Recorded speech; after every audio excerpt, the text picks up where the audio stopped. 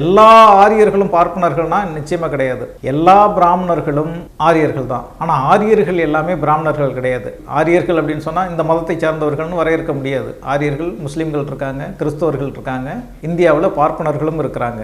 ஆக ஒரு நிலையான ஒரு கொள்கை இல்லாத ஒரு கூட்டம் தான் ஆரியர்கள். இந்தியாவில் இருக்கிற ஆரியர்கள் முஸ்லீம்களை எதிரிகளாகவும் முஸ்லீம்களை அந்நியர்களாகவும் சொல்லிட்டு இருக்கிற அதே காலகட்டங்களில் உலகம் முழுவதும் உள்ள ஆரியர்கள், மத்திய ஆசியாவிலும் ஈரானிலும் ஆப்கானிஸ்தானிலும் இருக்கிற ஆரியர்கள், பாகிஸ்தானிலும் இருக்கிற ஆரியர்கள் எல்லாமே முஸ்லீம்களாக இருக்கிறாங்க.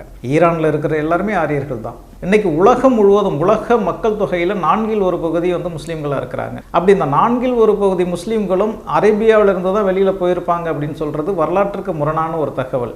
உலகம் முழுவதும் இஸ்லாம் பரவியதை தவிர எல்லா முஸ்லீம்களும் அரேபியாவிலிருந்து சென்றவர்கள் அல்ல. வெளியிலிருந்து இந்து மதத்துக்குள்ளார யாரும் வர முடியாது. ஏன்னா அதில் ஒரு மிகப்பெரிய சிக்கல் இருக்கு. ஒரு முஸ்லீமோ அல்லது ஒரு கிறிஸ்தவனோ இந்துவாக மாறினான்னு சொன்னால் அவன் எந்த ஜாதியில் சேர்றது அப்படிங்கிற சிக்கல் அங்கே வந்துடும். ஆனால் இஸ்லாம் அப்படி கிடையாது.